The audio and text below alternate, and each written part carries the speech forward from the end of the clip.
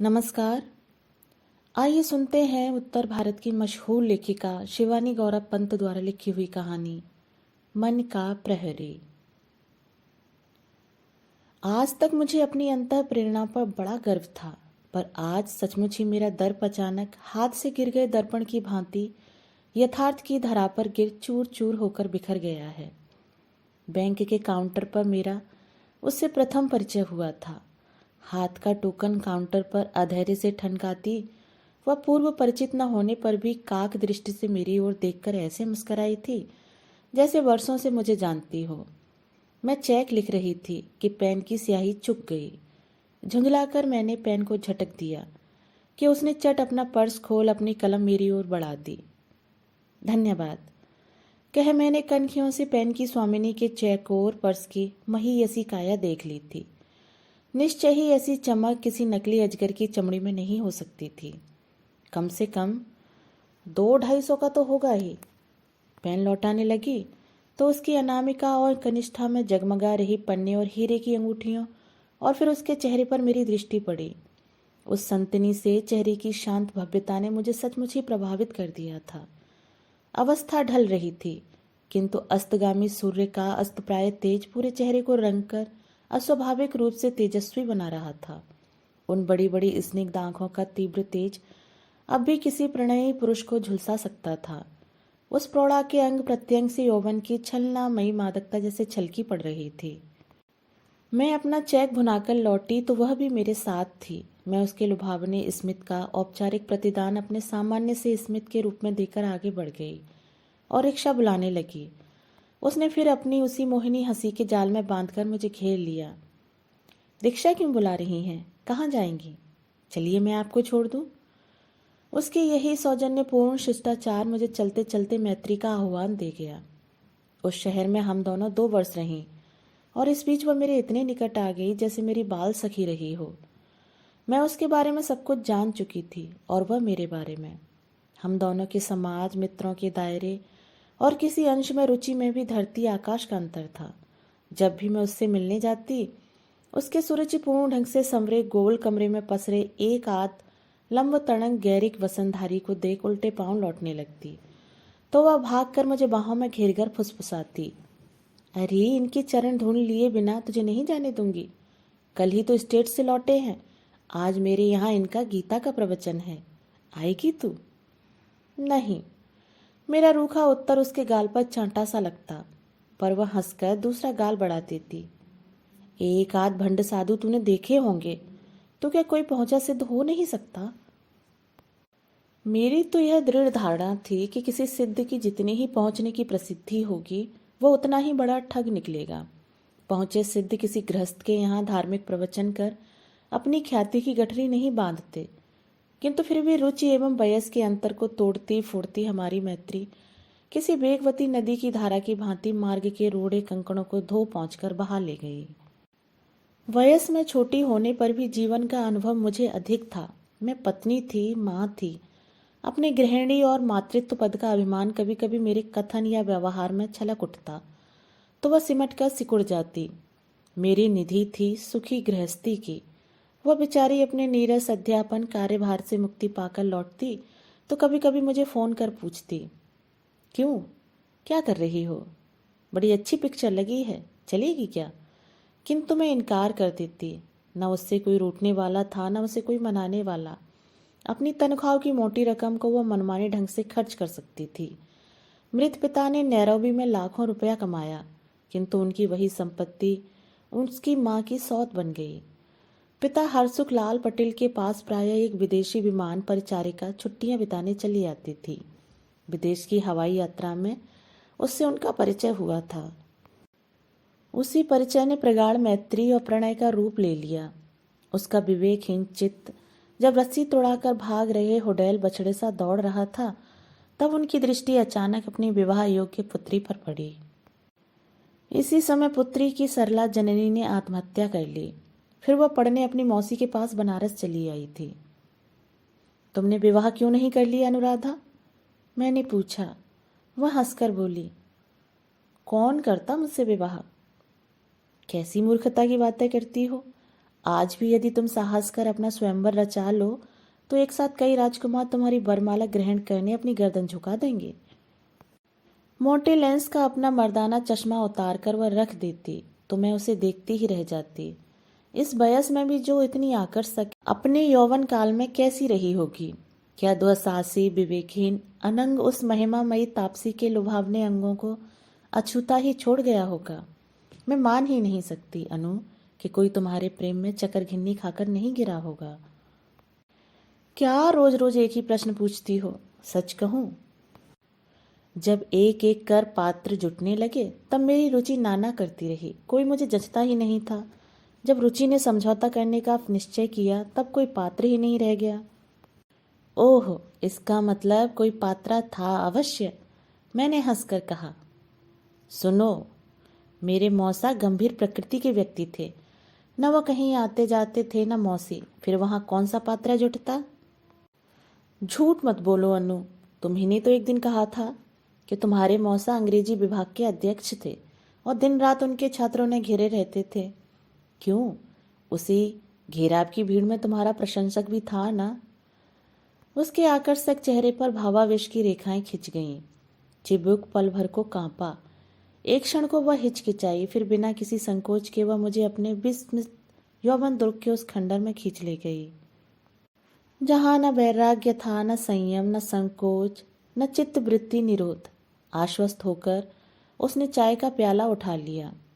फिर उसका संकोच जैसे उसकी जीवन कथा के तीव्र प्रभाव के साथ बहता चला जा रहा था।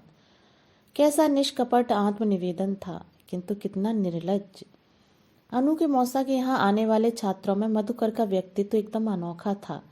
उसके श्याम वर्णी चेहरे का आकर्षण अद्भुत था। अनु रीझी थी उस मेधावी युवक की प्रतिभा पर, और वह डूबता चला गया उस अविराम मुखाकृति के सौंदर्य चिंतन में। मैंने पापा को भी लिख दिया था, मेरे लिए पात्र ढूंढने का सिरदर्द अब उन्हें मोल नहीं लेना होगा। लिखना आवश्यक भी हो गया था। कब क्या हो बैठे इसका कुछ ठिकाना था। We had gone too far. मैंने चौंक कर उसे देखा और फिर तो मुझे चौंका कर ही हार नहीं मानी, सहमा कर ही छोड़ा। बनारस के घाटों पर युगल प्रेमियों को वह दुस्साहसी जोड़ा आधी आधी रात तक घूमता रहता।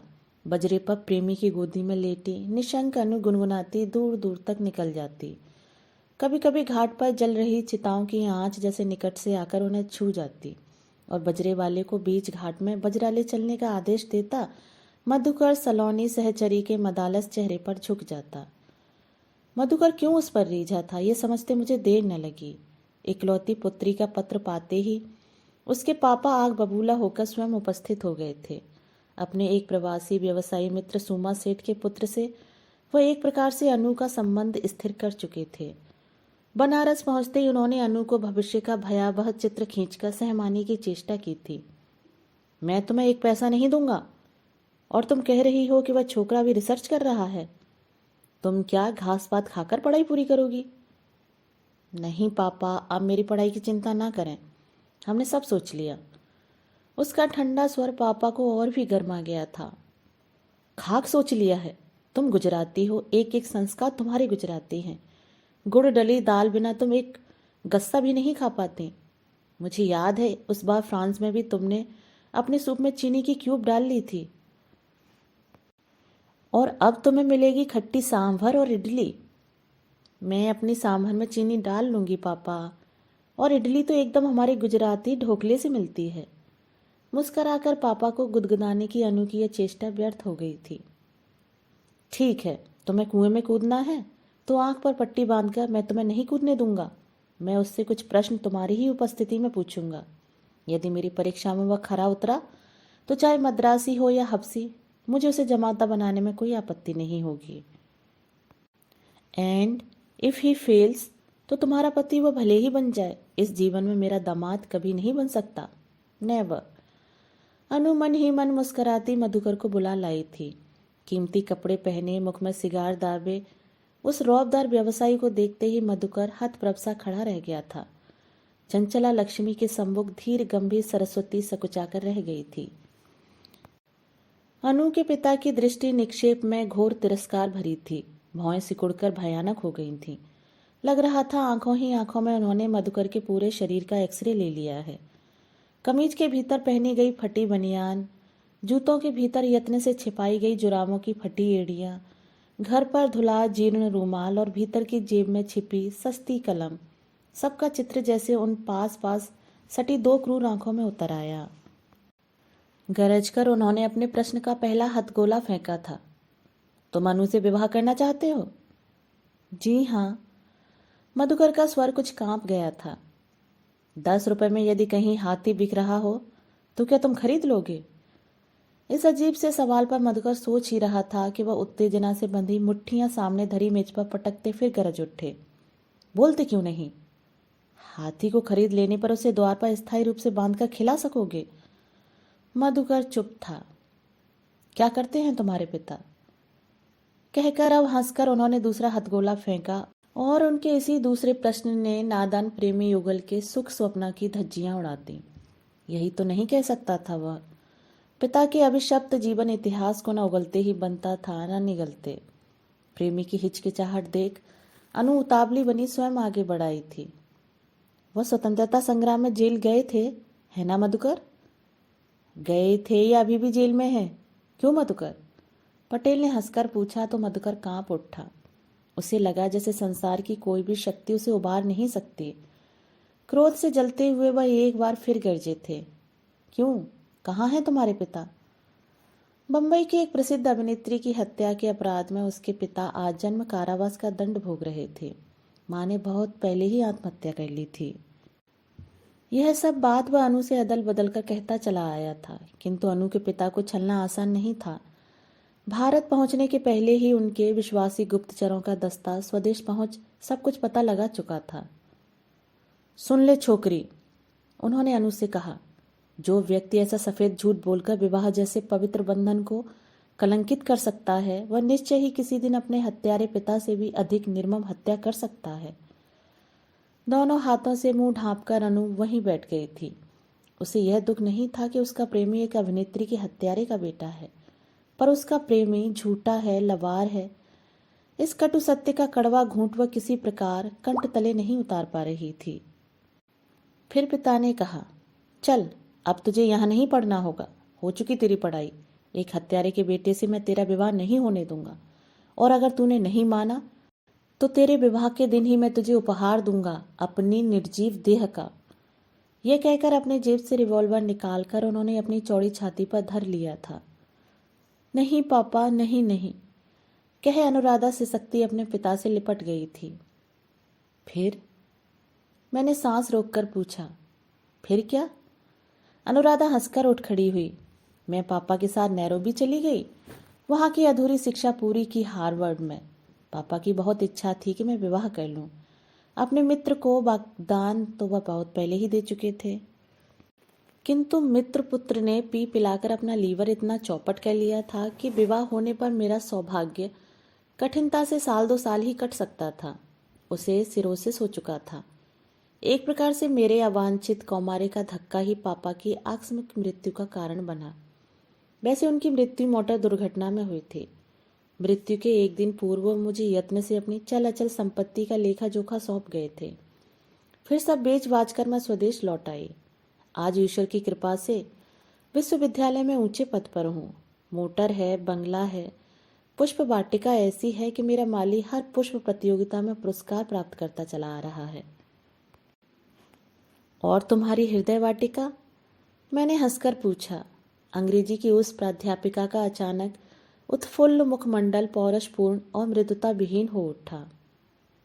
मेरी हृदय वाटिका में न अब कभी गुलाब झूमेगा न चंद्रमल्लिका। एक लंबी सांस खींचकर वह म्लान हंसी के साथ चलने को उठ खड़ी हुई। खिजा से उजड़े चमन की अब फसलें बाहर ही बची रह गई है बहन। उसके जाते ही मन न जाने कैसे उदास हो गया था उस दिन। कौन कह सकता था कि बाहर से ऐसी हंसमुख आनंदी दिखने वाली रौबदार डॉक्टर पटेल के हृदय में ऐसी वेदना निहित है। फिर भी उसके हास्य में, नेत्रों में, शब्दों में कैसी शांति थी। उसकी कहानी सुनने के पश्चात उसके प्रति मेरा लगाव और भी घनेरा हो उठा। मेरा मन मुझसे बार बार कहता था, अपने चरित्र बल से सारे संसार को शुद्ध कर सकती है वह प्रभावशील नारी। एक दिन मैं उसके यहाँ गई तो देखा बाहर एक स्कूटर खड़ा है। पहले तो मैं झिझकी, सोचा लौट चलूं। इसी समय अनु ने मुझे देख लिया। वाह वाह, एकदम ठीक समय पर आई। मैंने बड़ी बढ़िया कॉफ़ी बनाई है। मुझे भीतर खींचकर उसने अपनी स्पेशल झागदार कॉफ़ी का प्याला थमा दिया। दूसरा प्याला दीवान पर बैठे दूसरे व्यक्ति को थमाने लगी तो मैं अचकचा गई। मुझे देखकर उसने भी उठने की चेष्टा की तो अनु ने हंसकर हाथ से ही उसे बैठ जाने का आदेश दिया। फिर मेरी ओर मुड़कर बोली, यह मेरा सबसे प्रतिभाशाली छात्र है, प्रियतम महंती। नाम इसका बड़ा ही विचित्र है, सो एम्बेरेसिंग। मेरी दृष्टि फिर उस कमनीय चेहरे की ओर उठ गई।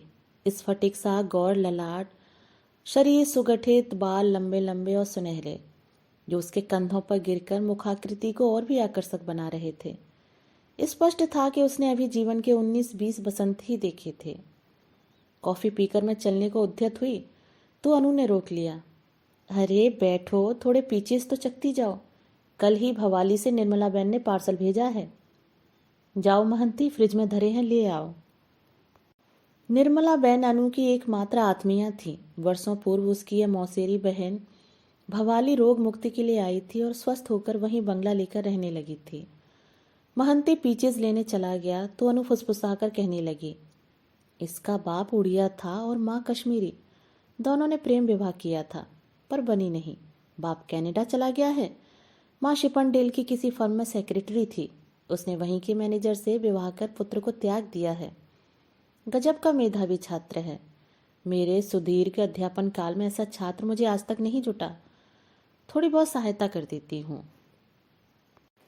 महंती प्लेट भर आढ़ी लेकर आ गया। अनु ने प्लेट मेरी ओर बढ़ा दी।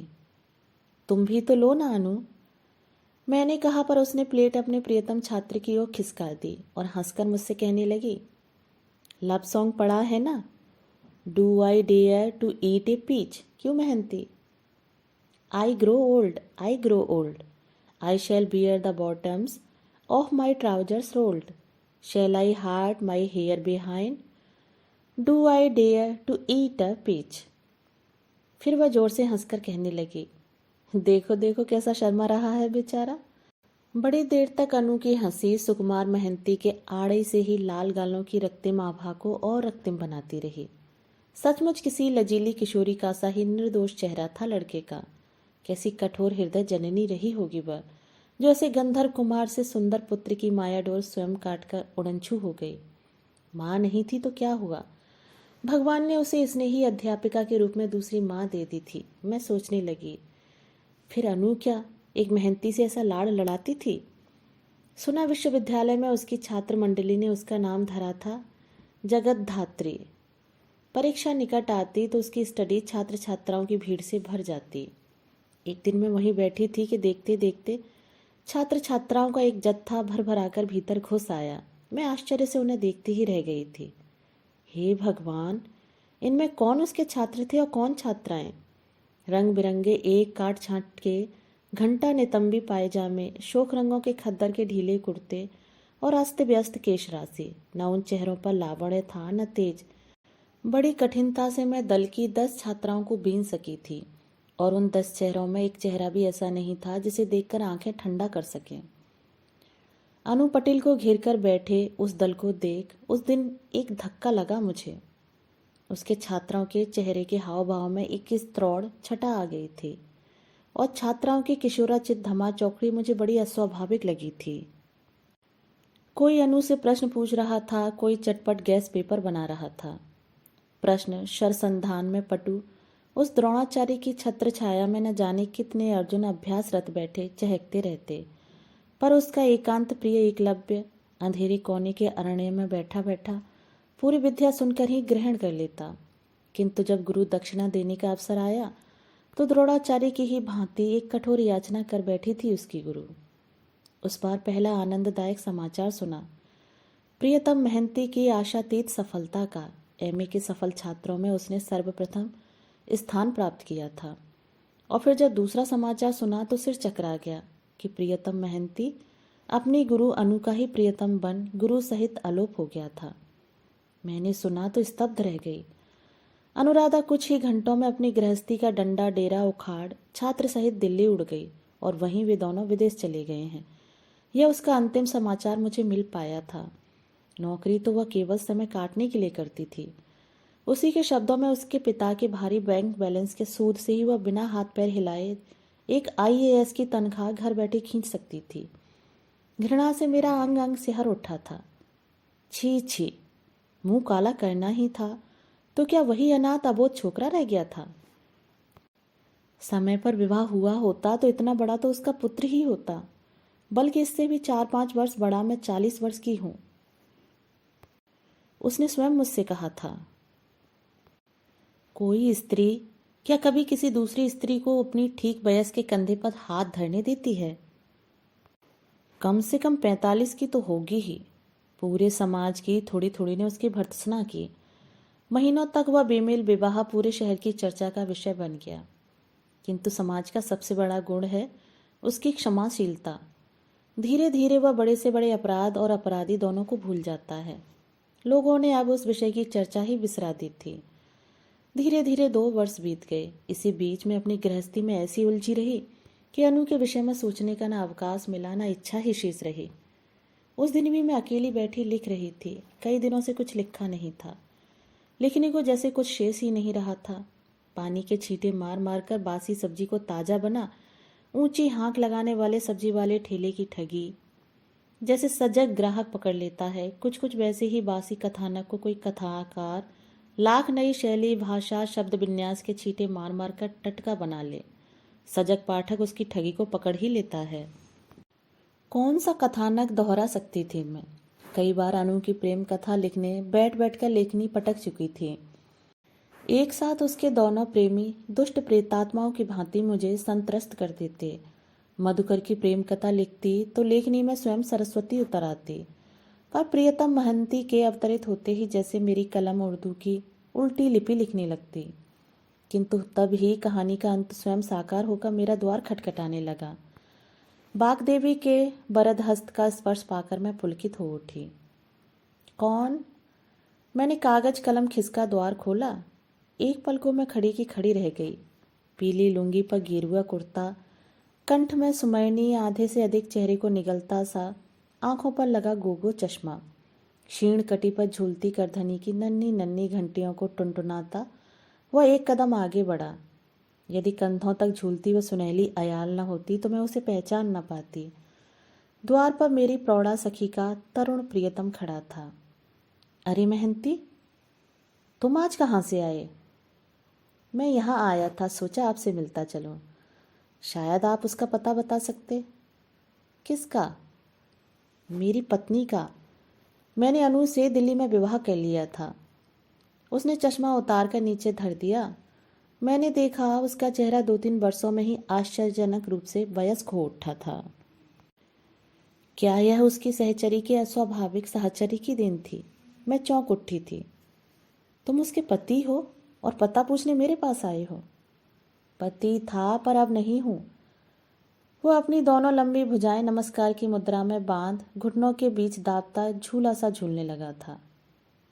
मैं जानती थी मेरा मन बार बार यही कहता था कि एक न एक दिन तुम निश्चय ही उसे छोड़कर भाग जाओगे।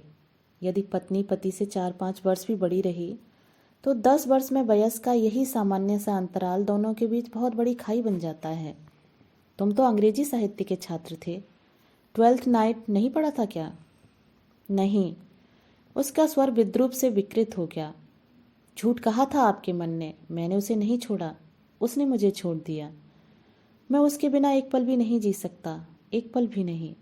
फिर उसी कुर्सी की बाहों में सिर रखकर वह लड़कियों की भांति सुबकने लगा। मैं हतप्रभ सी खड़ी रह गई। उसने बताया विवाह का 1 वर्ष पूरे कॉन्टिनेंट के दौरे के परम आनंद में कब कट गया दोनों जान ही न पाए। आर्थिक कठिनाइयों में बीता कैशौर्य साहस अनु के वैभव के साय में नई करवट ले बैठा। विदेश के विशुद्ध दुग्धपान ने रक्तहीन चेहरे को पौरुष के तेज से दीप्त कर दिया। स्पेन और सिसिली के बम गोले से संतरों का रस गौर कपोलों पर छलक आया। विदेशी सिगरेट के छल्लों की धूरम रेखा आरक्त नयनों में सलोने अंजन की रेखा खींच गई। जिस चुबुक पर लाख लाख बार किया गया ब्लेड घर्षण एक नन्ही सी दाढ़ी भी नहीं उगा पाया था, उसी चुबुक पर अब पौरुष के स्पष्ट हस्ताक्षर थे। लंबी झुकी मूंछों ने उस आकर्षक चेहरे को किसी चीनी या अफीमची के चेहरे सा भावनाहीन बना डाला था। अनु ने उस लंबी मधुयामिनी में अपने बरसों के दबे सारे अरमान पूरे कर लिए थे। पानी की भांति पैसा बहाती वह प्रियतम महंती को भृंग कीट की भांति छाती से चिपकाए देश विदेश के आकाशों में उड़ती रही थी। और इसी विश्वव्यापी हनीमून के बीच उसे अचानक मिल गया था उसका पुराना प्रेमी मधुकर। भाग्य उन्हें एक ही होटल के अगल बगल के कमरों में खींच लाया था। अपनी दबंग जर्मन पत्नी के कठोर अनुशासन से अदालती मुक्ति पाकर वह मुक्ति पर्व मनाने निकला था। प्रियतम उसके विषय में सब कुछ जानता था। अपने एकांत के बीच अपनी सहचरी के पुराने प्रणयी की घुसपैठ उसे बेहद अखरने लगी। एक दिन वह आधी रात को उठा तो उसके डबल बेड का अर्धांग निहत्थ था। वह उठकर बाहर जा ही रहा था कि द्वार खोलकर अनु आ गई। कहाँ गई थी तुम? वह गरजा। नींद नहीं आ रही थी, बरामदे में टहल रही थी। उसके ठंडे स्वर ने जलती आग की ज्वाला को न बुझाकर और भी भड़का दिया था। बरामदे में टहल रही थी या बगल के कमरे में? उसने लपक कर उसके कटे बाल पकड़कर खींच लिए थे। उसने उस दिन अनु को इतना मारा कि उसकी एक आंख सूज गई, होठ कट गया और मरोड़ी गई कलाई सूज गई। उसने बेरहमी से अनु को मारा था। अनु उसके पैरों से लिपटने लगी थी। मुझे क्षमा करो प्रियतम, मैं कसम खाती हूँ कि मैं अब कभी मधुकर का मुंह भी नहीं देखूंगी। पर उसका मुंह वह अब चाहने पर भी नहीं देख सकती थी। वह तो कलह का आभास पाते ही भोर होने के पहले अपना हिसाब चुकता कर होटल का कमरा खाली कर गया था। फिर हम दोनों घर लौट आए। अनु को वहीं एक अच्छी नौकरी मिल गई थी। यह ठीक था कि उसने मुझे धन का कोई अभाव नहीं होने दिया। खाने पीने की, रहने घूमने की मुझे पूरी स्वतंत्रता थी। किंतु अनु बदल गई थी। मैं उसके कंधे पर भी हाथ धरता तो वह सिकुड़कर ऐसे सिमट जाती जैसे उसके कंधे पर प्रियतम महंती का नहीं, कोई लिजी छिपकली गिर पड़ी हो। उसकी संपत्ति पर मेरा अधिकार था, पर उसके शरीर पर नहीं। यह वह कई बार बड़ी बेरुखी से स्पष्ट कर चुकी थी। किसी भी पति के लिए यह कितना बड़ा दंड था, आप समझ सकती हैं। जितना ही वह मुझसे कटती उतना ही मैं उसे पाने को व्याकुल हो उठता। मैं पागलों की तरह इधर उधर भटकने लगा। पेट की भूख और शरीर की भूख में कोई अंतर नहीं है मौसी। खाद्य अखाद्य का अंतर भूलकर मैं किसी कंगले भिक्षुक की भांति जूठी पत्तलों पर टूटने लगा। उसी कंगली बिरादरी की पंगत में मुझे मेरे विदेशी इष्ट मित्रों ने ऐसी अमृत बूटी चखाई कि मैं सब दुख भूल गया। एक शूट लेता तो न रहती अनु पटेल न मधुकर। एक दिन उस आनंद मृक्षा से इहलोक में लौटा तो अनु नहीं थी। मेज पर धरे लिफाफे पर मेरी दृष्टि पड़ी और मैं सब समझ गया। इस पत्र के साथ वह 3-4 माह का खर्चा छोड़ गई थी। उसने लिखा था, हम दोनों ने बहुत बड़ी भूल की थी प्रियतम। संसार की कोई भी शक्ति हम दोनों के बीच वयस की इस दूरी को पाट नहीं सकती। तुम्हारे लड़कपन को मेरे प्रौढ़ अनुभव का धैर्य कभी नहीं जीत पाया। जैसे अत्याधुनिक शल्य क्रिया में किए गए हृदयारोपण के अनेक प्रयास आज तक असफल ही रहे हैं। एक न एक दिन प्रकृति नवीन अंग को रिजेक्ट कर देती है। ऐसे ही तुम्हारे प्रेम को भी मेरा शरीर जिस झटके से दूर पटक चुका है, उसके बाद अब मैं नवीन प्रयोगों में समय, शक्ति और अपना धन गंवाना महामूर्खता समझती हूँ। तुम्हें विदेश के सबसे विकट रोग ने ग्रस लिया है। इतने बड़े संसार में तुम चेष्टा करने पर एक न एक दिन अपनी समवयसी सहचरी जुटा ही लोगे। मैं मधुकर के पास जा रही हूँ। तुम्हारी अनु पटेल। एक बार भी उसने यह नहीं सोचा कि मैं उसके बिना एक पल भी नहीं जी सकता। वह फिर सुबकने लगा। मैंने उसकी सिसकियों से कांपते कंधों पर हाथ रखते हुए कहा, तुम घर जाओ Mahanti. You are not sober. घर? उसने फटी फटी आंखों से मुझे देखा। मेरा घर अब है ही कहाँ? कहाँ जाने को कह रही हैं आप? जहाँ तुम टिके हो। मेरा स्वर बेहद रूखा था। जानती है कहाँ टिका हूँ? वह आंसू पहुँचता हुआ उठा और मुस्कराकर बोला, एक भग्न मंदिर के गूढ़ मंडप में। वहाँ एक बाबा जी के पास खासी खुराक जुट गई थी। कल तो चला ही जाऊँगा। कहाँ? मैं फिर पूछ बैठी। गोवा। वही तो हम अभागों का स्वर्ग है। मेरा एक जर्मन मित्र वहाँ कुटिया बनाकर रहता है, उसी ने बुलाया है। फिर अपनी मेखला की नन्ही घंटियां टुनटुनाता वह औघड़ अवधूत जाने को उद्यत हुआ तो मैं भी उठ गई।